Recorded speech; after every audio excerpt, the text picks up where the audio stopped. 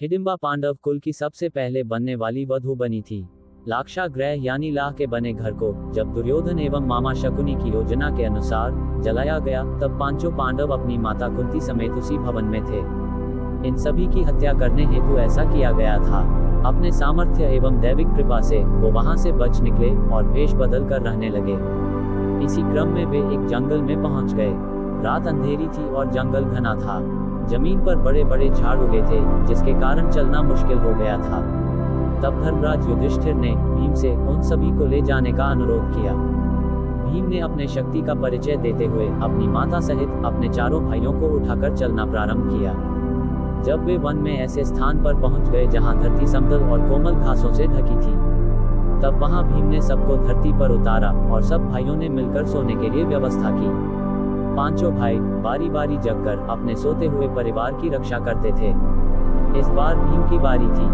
वह जंगल अपने वृक्ष, चट्टानों सहित काली शक्तियों के प्रभाव के कारण मायावी था तथा एक शक्तिशाली एवं मायावी राक्षस हिडिंब का राज्य था।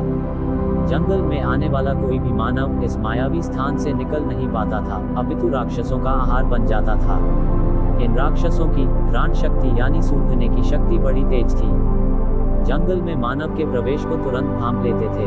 जब राक्षस राज हिडिंब को इन मनुष्यों के आने का पता चला, तो वह मानव मांस खाने के लिए लालायित हो उठा। उसने अपनी बहन हिडिंबा को उन मनुष्यों को उसके सामने प्रस्तुत करने का आदेश दिया।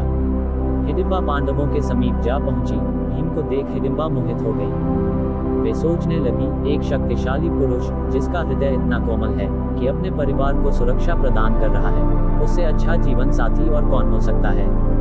मैं धन्य हूँ यदि वह मेरे पति बने। फिर उसे अपने क्रूर भाई की आज्ञा का स्मरण हुआ।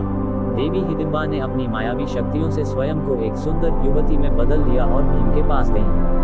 पहले जंगल में भटकी हुई युवती के भांति अनेक प्रकार की बातें कही। फिर जब भीम ने उन्हें रक्षण देने की बात कही, तब वो वहीं पर बैठ गई। हालांकि आराम कर रहे अर्जुन एवं युधिष्ठिर को देवी हिडिंबा पर धीरे धीरे संदेह भी होने लगा था, परंतु उन्होंने सुरक्षा को ध्यान में रखते हुए सोए रहने का स्वान किया। आसपास क्या हो रहा है, इस पर चुपचाप ध्यान दे रहे थे। इधर देवी हिडिंबा से भी ये सच चुप नहीं रहा था। तब उन्होंने भीम को बता दिया कि मुझे मेरे भाई राक्षस राज हिडिंब ने आप सभी को भ्रमित कर उस तक पहुंचाने के लिए प्रतिनियुक्त किया है, परंतु आपको देखकर मैं आपसे प्रेम करने लगी हूँ। मैं आपसे विवाह करना चाहती हूँ। मैं आप सभी को यहाँ से बाहर निकलने का रास्ता आपको बता देती हूँ। मेरा भाई हिडिंब बहुत ही पराक्रमी, मायावी और क्रूर है। उसके आने से पहले आप लोग सुरक्षित स्थान पर चलिए। भीम ने उत्तर देते हुए कहा, देवी मैं आपको नहीं जानता, परंतु आपको इतना बता दूं कि हम पांचों भाई क्षमता में किसी से कम नहीं हैं। मैं वृकोदर किसी भी राक्षस को समाप्त करने में सक्षम हूँ, इसलिए मुझे इनकी निद्रा भंग करने की आवश्यकता नहीं है। अब ध्यान से उन महान मनुष्य को देखिए। वे धर्मराज मेरे बड़े भाई हैं। उनकी अभी शादी नहीं हुई है।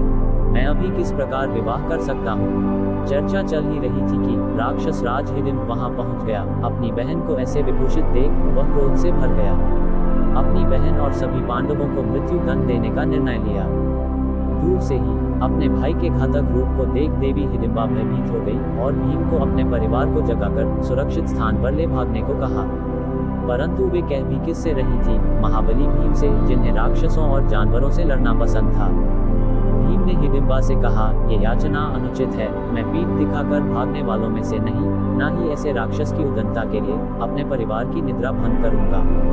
युधिष्ठिर एवं अर्जुन सतर्क हो सब सुन रहे थे, परंतु सोए मनुष्य के भांति स्थिर थे। भीम ने क्षण भर में हिडिंब को पकड़कर घसीटते हुए दूर स्थान पर ले गए। ये देख युधिष्ठिर एवं अर्जुन उठने का स्वान करने लगे। उन्हें जागता देख हिडिंबा ने विनम्रता से पांडवों को सब बताया। बाकी सब हिडिंबा की बात सुन रहे थे, परंतु युधिष्ठिर एवं अर्जुन का पूरा ध्यान भीम पर था। अर्जुन ने भीम से चिल्लाकर कहा, भ्राता भीम, इस राक्षस का वध अतिशीघ्र कीजिए। ये सुन भीम ने घातक प्रहार से हिडिंब की पीठ के टुकड़े टुकड़े कर दिए। हिडिंब का वध होते ही सारे राक्षस भीम के सामने घुटने टेक बैठ गए और उन्हें अपना राजा मान लिया। तभी भीम ने कहा, मैं तुम्हारा राजा कैसे हो सकता हूँ, तुम राक्षस हो और मैं मनुष्य हूँ। तब उनके मंत्री ने कहा, हे राजन, हमारे यहाँ परंपरा है कि जो हमारे राजा को मारता है वही अगला राजा बनता है। एक शक्तिशाली राजा ही अपनी प्रजा को सुरक्षा प्रदान कर सकता है और प्रभु आप तो राक्षस राज हिडिंब से भी अत्यधिक शक्तिशाली हैं। ये सुनकर भीम ने कहा, परंतु मैं आपका राजा नहीं बन सकता। तब फिर से हाथ जोड़कर उनके मंत्री ने कहा, राजन, ऐसा ना कहें, बिना राजा के प्रजा अनाथ हो जाती है, जंगल राज हो जाता है। इन सब बातों को सुनकर धर्मराज युधिष्ठिर ने विचार करने हेतु समय मांगा। शादी के लिए हिडिंबा द्वारा कुंती से निवेदन। तभी वहां देवी हिडिंबा आकर पांडु पुत्र भीम से कहती हैं, हे राजन, कृपया कर मेरे प्रेम को स्वीकार करें, मुझे अपनी पत्नी बनने का सौभाग्य दें। इस पर भीम ने कहा, ऐसा कैसे हो सकता है, तुम राक्षस कुल की हो, मैं मनुष्य हूं। मेरे समाज में क्या तुम्हें वांछित स्थान मिल पाएगा। तब देवी हिडिंबा ने कहा, मुझे आपके समाज की स्वीकृति की इच्छा नहीं है, अपितु आपके स्वीकृति की इच्छा है। आप यहाँ का राजा बन मुझसे विवाह कर 1 वर्ष तक मेरे साथ रहें। जब मुझे पुत्र रत्न की प्राप्ति हो जाएगी, आप यहाँ से प्रस्थान कर सकते हैं। हम मायावी जाति हैं, मेरा पुत्र जन्म के कुछ समय बाद ही युवावस्था को प्राप्त हो जाएगा। तब आप यहाँ से प्रस्थान कर सकते हैं, मैं आपको नहीं रोकूंगी। मेरे पुत्र के रूप में इस कबीले को उसका राजा मिल जाएगा। फिर रोते हुए माता कुंती के चरणों में गिरकर कहा, माता, एक स्त्री के प्रेम की पीड़ा तो आप ही समझ सकती हैं। मुझे अपनी पुत्र वधू स्वीकार कर लीजिए माता। 1 ही वर्ष की तो बात है, मेरा भी कल्याण हो जाएगा और इस कबीले का भी। माता कुंती ने देवी हिडिंबा से कहा, हे पुत्री, तुम्हारी बातें तो धर्म संगत लग रही हैं, मुझे विचार करने का समय दो। फिर चर्चाओं के उपरांत माता कुंती सहित सभी पांडव इस बात पर सहमत हो गए कि इस प्रकार प्रजा को अनाथ करके जाना धर्म संगत नहीं है। फिर भीम ने कबीले का राजा होना स्वीकार किया, देवी हिडिंबा से विवाह किया और उनका एक पुत्र हुआ, महाबली घटोत्कच। मायावी राक्षस होने के कारण जन्म के कुछ समय उपरांत ही घटोत्कच युवा हो गए और अपने पिता भीम, अपनी पितामही देवी कुंती सहित अपने सभी काकाओं को दंडवत प्रणाम किया और उन्हें वचन दिया कि जब भी पांडवों को उनकी आवश्यकता पड़ेगी, वह केवल स्मरण मात्र से वहां उपस्थित हो जाएंगे। देवी हिडिंबा ने भी अपने वचन अनुसार अपने पति भीम, उनके भाइयों तथा उनकी माता देवी कुंती को विदा किया। ये थी भीम और हिडिंबा के विवाह की कहानी।